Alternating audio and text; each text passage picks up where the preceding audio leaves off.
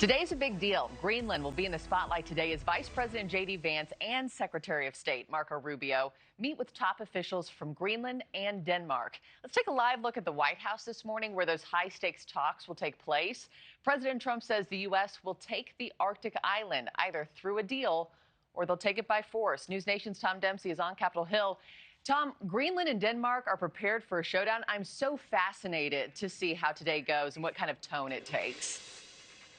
Yeah, to be a fly on the wall for that meeting, Markie. Good morning from Washington, D.C. Ahead of this meeting happening at the White House, leaders from both Greenland and Denmark really pushed back against these calls from President Donald Trump for the U.S. to take over the island, saying Greenland is not for sale.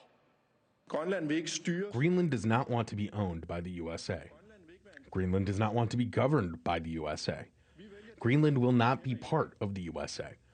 We choose the Greenland we know today, which is part of the Kingdom of Denmark. But Markie, back here in Washington, D.C., those comments did not move President Donald Trump. That's their problem. That's their problem. I disagree with him. I don't know who he is, don't know anything about him, but that's going to be a big problem for him.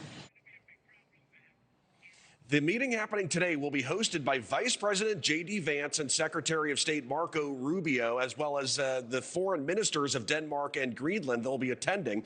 President Trump has upped the calls for the U.S. to take over Greenland recently, not ruling out possible military force, but saying he'd rather make a deal.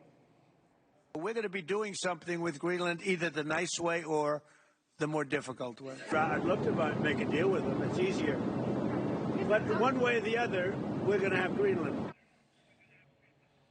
Now, for some perspective here, Greenland is home to only about 57,000 people, and an estimate there, or comparison there, that's about as many people that can fill Dodger Stadium. But the island is also home to valuable rare earth minerals critical for renewable energy production and things like cell phones. And it has important air and sea routes, as well as B-2 space base, the northernmost U.S. military installation in the world. President Trump has noted concerns, though, that Russia or China could target Greenland in the years ahead. So Denmark's foreign minister, again, going to be part of this meeting happening at the White House, and he says he's looking forward to this meeting so we can look Vice President J.D. Vance and Secretary of State Marco Rubio in the eyes to talk further about this issue. Markie? Yeah, I wonder if there's anything that the United States could say or promise that would make them change their mind. I guess we'll see today. Tom, how's Congress responding to all this?